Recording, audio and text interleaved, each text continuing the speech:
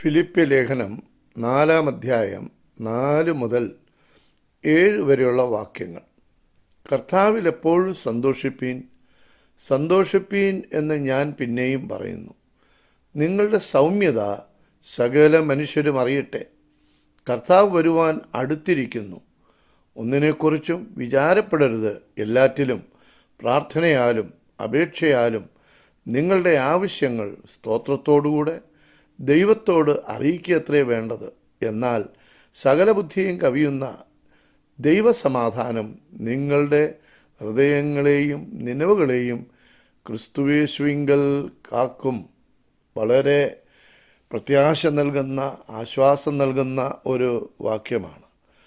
അനേക മനുഷ്യർ ഇന്ന് വിവിധമായ ആശങ്ക മൂലം, പലവിധമായ ആകാംക്ഷകൾ മൂലം, സമ്മർദ്ദം മൂലം അലഞ്ഞു തിരിഞ്ഞ് വളരെ വ്യഥയിലൂടെ ജീവിക്കുമ്പോൾ ഈ വാക്യങ്ങൾ വളരെ ആശ്വാസകരമായി തോന്നിയെന്ന് വരാം. പക്ഷേ ഇതെങ്ങനെ സാധ്യമാകും?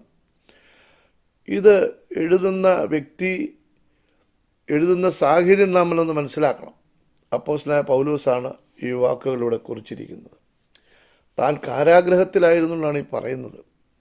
ഒന്ന് ഓർത്തു നോക്കിക്കേ. കാരാഗ്രഹത്തിൽ വളരെ സമ്മർദ്ദങ്ങളുടെ മധ്യേ വാളിൻ്റെ ഈർച്ചവാളിൻ്റെ ആ ശബ്ദം കേൾക്കാൻ കഴിയും, നിലവിളികൾ കേൾക്കാൻ കഴിയും.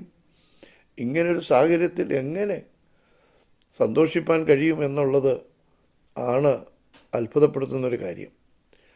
എന്നാൽ അദ്ദേഹത്തെ സംബന്ധിച്ച് സന്തോഷിപ്പാനൊരു കാര്യമുണ്ട്. കാരണം താൻ ഒരിക്കൽ സഭയെ ഉപദ്രവിച്ച് നടന്ന ഒരു കാലമുണ്ടായിരുന്നു. എന്നാൽ ഇന്ന് കർത്താവ് നേരിട്ട് വിളിച്ച് കർത്താവിൻ്റെ ഉത്തമമായ ഒരു ശുശ്രൂഷയിലാക്കിയിരിക്കുകയാണെന്നുള്ള ബോധ്യമാണ് തന്നെ ഒന്നാമത് ഭരിക്കുന്നത്. അതുകൊണ്ട് ആകാശവും ഭൂമിയും സൃഷ്ടിച്ച സർവശക്തനായ ദൈവസന്നിധിയിൽ തനിക്ക് സന്തോഷിപ്പാനായിട്ട് കഴിയും.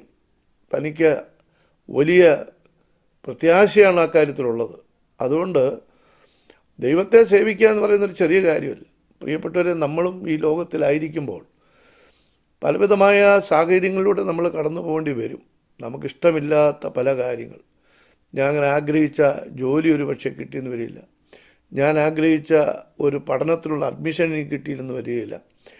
അപ്പോൾ ഞാൻ ഉദ്ദേശിച്ചൊരു സ്ഥലത്തേക്ക് എനിക്ക് പോകാൻ ഒരു പക്ഷേ താമസം വന്നെന്ന് വരാം.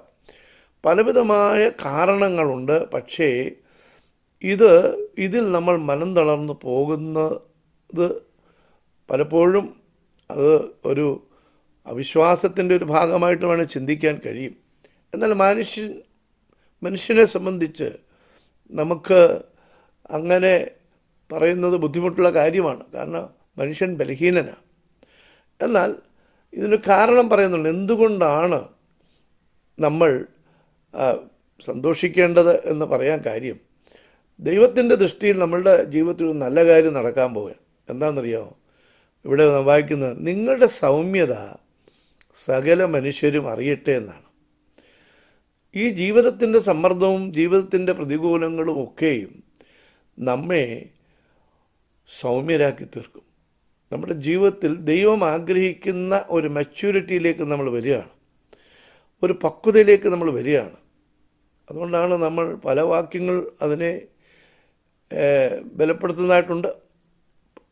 റോമാലേഖനത്തിൽ നമ്മൾ വായിക്കുന്നത് 5-ാം അധ്യായത്തിൽ കഷ്ടത സഹിഷ്ണുതയും, സഹിഷ്ണുത സിദ്ധതയും, സിദ്ധത പ്രത്യാശ ഉളവാക്കുന്നെന്നറിഞ്ഞ് കഷ്ടങ്ങളിലും പ്രശംസിക്കുന്നുവെന്ന. അപ്പോൾ കഷ്ടത, സഹിഷ്ണുത, ജീവിതത്തിൽ സഹിക്കാൻ വയ്യാത്തത് സഹിച്ചു പോകാനുള്ളൊരു ശീലം നമ്മുടെ ഉള്ളത്തിലുണ്ടാക്കും. മാത്രമല്ല സിദ്ധത എന്നുള്ള വാക്ക്, അത് നമ്മുടെ ജീവിതത്തിൻ്റെ സ്വഭാവ ശൈലിയാണ്. എൻ്റെ സ്വഭാവത്തിൻ്റെ രീതികൾക്കൊരു മാറ്റം ഉണ്ടാകും, ക്യാരക്ടറിന് മാറ്റം ഉണ്ടാകും. വിശ്വാസത്തോട് വീര്യം എന്ന് പറയുന്ന പോലെ, വീര്യം നിലത്തിൻ്റെ വീര്യം പോലെ തന്നെ, ഭൂമിയുടെ വീര്യം പോലെ തന്നെ മനുഷ്യൻ്റെ വീര്യത്തിൻ്റെ ഡെവലപ്മെൻറ്റ്, ഗുണത്തിൻ്റെ ഡെവലപ്മെൻറ്റാണ് ഉണ്ടാകുന്നത്. നിങ്ങൾ വിവിധ പരീക്ഷകൾ അകപ്പെടുമ്പോൾ നിങ്ങളുടെ വിശ്വാസത്തിൻ്റെ പരിശോധന സ്ഥിരത ഉളവാക്കുന്നറിഞ്ഞ് കഷ്ടങ്ങളിലും പ്രശംസിക്കുന്നു എന്നാണ് വായിക്കുന്നത്. അപ്പോൾ ഇത് പ്രശംസ ഉളവാക്കേണ്ട ഒരു കാര്യമാണ് എന്നാണ് ദൈവത്തിൻ്റെ വചനം ദൈവമക്കളെ സംബന്ധിച്ച് ഓർപ്പിക്കുന്ന ഒരു പ്രധാനപ്പെട്ട കാര്യമെന്ന് പറയുന്നത്. തുടർന്ന് നാം വായിക്കുന്നത് കർത്താവ് വരുവാൻ അടുത്തിരിക്കുന്നു എന്നുള്ളത്. അതുകൊണ്ട് ഈ ക്ലേശവും ഈ ബുദ്ധിമുട്ടുകളൊക്കെ നമ്മൾ കാണേണ്ടത് കർത്താവിൻ്റെ വരവ് സമീപത്തായിരിക്കുന്നു. അതുകൊണ്ട് ഇത് അധികം നാളില്ല. ഒന്നുകിൽ നമ്മളെ ഉപദ്രവിക്കുന്നവർക്ക് ദൈവം പ്രതിഫലം, അതിനുള്ള ന്യായവിധി നടത്തും, നമുക്ക് പ്രതിഫലം തരും. മാത്രമല്ല നമ്മളുടെ ഈ കഷ്ടങ്ങളും പ്രയാസങ്ങളും അധികം നാളിങ്ങനെ നീണ്ടുപോവുകയില്ല എന്നാണ് ഓർപ്പിക്കുന്നത്. കർത്താവിൻ്റെ വരവ് നമുക്ക് പ്രതീക്ഷ നൽകുന്ന ഒന്നാണ് എന്ന കാര്യം ആണ് ഇവിടെ എഴുത്തുകാരൻ ഓർപ്പിക്കുന്നത്. അതുകൊണ്ട് നമ്മൾ ചെയ്യേണ്ടത് എന്താണ് എന്നിവിടെ വീണ്ടും പറയുന്നുണ്ട്. ഒന്നിനെക്കുറിച്ചും വിചാരപ്പെടരുത്, ഒന്നിനെക്കുറിച്ചും ചിന്തിക്കരുതെന്നല്ല, ഒന്നിനെക്കുറിച്ചും വിചാരപ്പെടരുത്. വിചാരമെന്ന് പറഞ്ഞാൽ ആകുലരായി ഒരു കാര്യം നടക്കുമോ നടക്കില്ലയോ എന്ന് സംശയം നമ്മുടെ ഉള്ളത്തിലുളവാകുന്ന. എന്നാൽ ദൈവത്തിന് വേണം പറയുന്ന വിശ്വാസത്തോടുകൂടെ അല്ലാതെ ദൈവത്തെ പ്രസാദിപ്പിക്കാൻ ആർക്കും കഴിയുകയില്ല എന്നാണ്. വിശ്വാസത്തോടുകൂടെ ഉള്ള നമ്മുടെ ജീവിതം വളരെ പ്രധാനപ്പെട്ട കാര്യമാണ്. അതുകൊണ്ട് ആ വിശ്വാസം നമുക്ക് ദൈവത്തിലുണ്ടാകണം. ദൈവാശ്രയത്തിലുള്ള ഒരു ജീവിതം നമുക്ക് ഉണ്ടാകേണ്ടത് വളരെ ആവശ്യമാണ്. നിർമ്മല ദൈവത്തോട് അടുക്കുന്നവർക്ക് എല്ലാം സാധ്യമാക്കി തരുന്ന ഒരു ദൈവമാണ് നമ്മുടെ ദൈവമെന്ന് നമുക്ക് കാണാനായിട്ട് കഴിയും.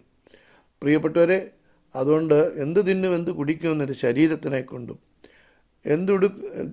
ജീവനായിക്കൊണ്ടും എന്തുടുക്കുമെന്ന് ശരീരത്തിനായിക്കൊണ്ടും നീ വിചാരപ്പെടരുത്. ആകാശത്തെ പറവകളെ നോക്കുവിൻ, അത് വിതയ്ക്കുന്നില്ല, കൊയ്യുന്നില്ല, കളപ്പരിയിൽ കൂട്ടിവെക്കുന്നുമില്ല. എന്നാൽ സ്വർഗസ്ഥനായ നിങ്ങളുടെ പിതാവ് അവയെ പുലർത്തുന്നു എങ്കിൽ നിങ്ങൾ അവയേക്കാൾ വിശേഷതയുള്ളവയല്ലയോ എന്നാണ് ചോദിക്കുന്നത്. പിന്നെയും പറയുന്നത്, വയലിലെ പൂവിനെ നോക്കി അതിനെ എങ്ങനെ അണിയിക്കുന്നു, ശലോമോൻ പോലും തൻ്റെ സർവ്വമഹത്വത്തിൽ അവയിൽ ഒന്നിനോടും ചമഞ്ഞിരുന്നില്ല എന്നാണ്. അപ്പോൾ ദൈവത്തിൻ്റെ കരുതൽ തൻ്റെ മക്കളോട് ബന്ധത്തിലുണ്ട്. ആദ്യം അവൻ്റെ രാജ്യം നീതി അന്വേഷിക്കുക, അതോടുകൂടെ ഇതൊക്കെയും അവൻ നൽകാം എന്ന് നമുക്ക് വാഗ്ദാനം ചെയ്തിട്ടിരിക്കുകയാണ്. 3 കാര്യങ്ങൾ ഇവിടെ ചെയ്യാൻ നമ്മളെക്കുറിച്ച് ആവശ്യപ്പെട്ടിട്ടുണ്ട്. എന്താണ്? എല്ലാറ്റിലും നമ്മൾ ചെയ്യേണ്ടത് പ്രാർത്ഥനയാലും അപേക്ഷയാലും നിങ്ങളുടെ ആവശ്യങ്ങൾ സ്തോത്രത്തോടുകൂടെ ദൈവത്തോട് അറിയിക്കണം. പ്രാർത്ഥന, അത് പൊതുവെ ദൈവവുമായിട്ടുള്ള എൻ്റെ ബന്ധത്തിൽ ഞാൻ അടുക്കുമ്പോൾ ഞാൻ ചെയ്യുന്ന എല്ലാത്തിനും പ്രാർത്ഥന എന്നുള്ള വാക്കിൽ നമുക്ക് മനസ്സിലാക്കാനായിട്ട് കഴിയും. അത് ആരാധനയുടെ ഭാഗമാണ്. പ്രാർത്ഥന എല്ലാം അതിനകത്ത് ഉൾപ്പെടുന്നുണ്ട്. അപ്പോൾ ആ പ്രാർത്ഥന എന്ന് പറയുമ്പോൾ ആരോടാണോ പ്രാർത്ഥിക്കുന്നത് അവനെക്കുറിച്ചുള്ളൊരു അറിവാണ്. അവനെക്കുറിച്ച് ആ ശക്തിയുള്ളവനെക്കുറിച്ചുള്ള ബോധ്യം നമ്മുടെ ഹൃദയത്തിലുണ്ടാകണം. ഒന്നാമത് അതാണ് പ്രാർത്ഥനയ്ക്ക് നമ്മൾ ദൈവസന്നിധി സമീപിക്കുമ്പോൾ ഉണ്ടാകേണ്ട ഒരു പ്രധാനപ്പെട്ട കാര്യം. തുടർന്നാണ് അപേക്ഷ എന്ന് പറയുന്നത്. നമ്മുടെ ആവശ്യങ്ങൾ അത് സ്തോത്രത്തോടെ അറിയിക്കണം. കഴിഞ്ഞ നാളുകളിൽ ലഭിച്ച നന്മകളെ നാം മറക്കരുത്. ദൈവം എങ്ങനെയാണ് കഴിഞ്ഞ നാളുകളിൽ നമുക്ക് നന്മ ചെയ്തിട്ടുള്ളത് അത് നമ്മുടെ ഓർമ്മയിലുണ്ടായിരിക്കണം.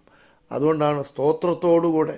പലപ്പോഴും നമുക്ക് കാര്യങ്ങൾ സാധ്യമായി കിട്ടിയാൽ പിന്നീട് നാം സ്തോത്രം ചെയ്യുന്ന പരിപാടിയില്ല, നന്ദി പറയുന്ന കാര്യമില്ല.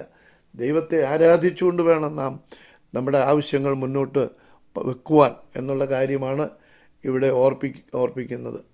മാത്രമല്ല, തുടർന്ന് നമ്മൾ വായിക്കുന്നത്, തുടർന്ന് നാം കാണുന്ന, എന്നാൽ സകല ബുദ്ധിയെയും കവിയുന്ന ദൈവത്തിൻ്റെ സമാധാനം എന്നാണ്. സകല ബുദ്ധിയെയും കവിയുന്ന ദൈവസമാധാനം നമുക്ക് നൽകും. നാം രക്ഷിക്കപ്പെട്ടപ്പോൾ നമുക്ക് ദൈവത്തോട് സമാധാനമുണ്ട്. ദൈവത്തോടുള്ള ശത്രുത മാറി. എന്നാൽ തുടർന്ന് നമ്മൾ വായിക്കുന്നത്, റോമാലേഖനം 5 വായിക്കുന്നത്, ദൈവത്തോടുള്ള സമാധാനമുണ്ടെന്ന് മാത്രമല്ല, നാം ദൈവത്തോടും സമാധാനം, നമ്മുടെ ജീവിതത്തിലും സമാധാനം ലഭിക്കുകയാണ് ചെയ്യുന്നത്.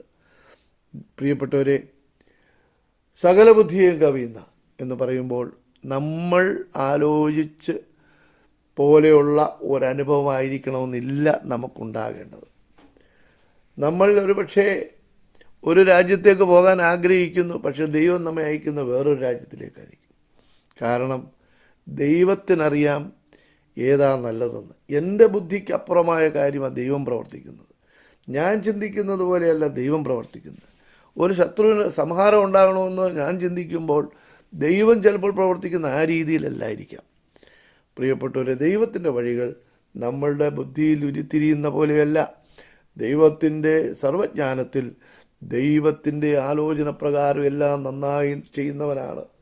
അതുകൊണ്ടാണ് നാം വായിക്കുന്നത്, ഇസ്രായേൽ ജനത്തെ സംബന്ധിച്ച് മിസ്രയീമിൽ നിന്ന് പുറപ്പെട്ടപ്പോൾ 11 ദിവസം വഴി ദൂരമേ ഉള്ളൂ കനാൻ ദേശത്തെത്താൻ. പക്ഷേ അവരെ ചുറ്റി നടത്തിയെന്നാണ്. കാരണം അവർ യുദ്ധം കണ്ട് ഭയപ്പെടുമെന്ന് വിചാരിച്ചു. അവർ അത്ര പക്വത ആയിട്ടില്ലായിരുന്നു അവർക്ക്. അതുകൊണ്ട് ദൈവം അവരെ മരുഭൂമിയിൽ കൂടെ നടത്തി 40 വർഷം നടക്കേണ്ടി വന്നത് അവരുടെ അവിശ്വാസം മൂലമാണ്, അവരുടെ പിറുപിറുപ്പ് മൂലമാണ്. എന്നാൽ ദൈവം അവർക്ക് വേണ്ടതെല്ലാം ആ വഴിയിൽ കൊടുത്തു. ദൈവമക്കൾക്ക് എല്ലാം അവരുടെ ആവശ്യമായിരിക്കുന്ന എല്ലാം ദൈവം അതാത് സമയങ്ങളിൽ തരാൻ മതിയായവനാണ്. അവനിൽ ശരണപ്പെട്ട് അവനിൽ ആശ്രയിച്ച് ജീവിപ്പാൻ കർത്താവ് കൃപ നൽകട്ടെ എന്ന പ്രാർത്ഥനയോടുകൂടെ ഞാൻ ഈ അനുഗ്രഹിക്കപ്പെട്ട ഈ ഭാഗം ഞാൻ സമർപ്പിക്കുകയാണ്. എപ്പോഴും സന്തോഷിപ്പീൻ. ഞാൻ പിന്നെയും പറയുന്നു, നിങ്ങളെപ്പോഴും സന്തോഷമുള്ളവരായിരിക്കാൻ, ക്രിസ്തുവിൽ സന്തോഷിപ്പാൻ ഇടവരട്ടെ എന്നോർപ്പിച്ചുകൊണ്ട് എൻ്റെ വാക്കുകളിൽ നിന്ന് വിരമിക്കുന്നു.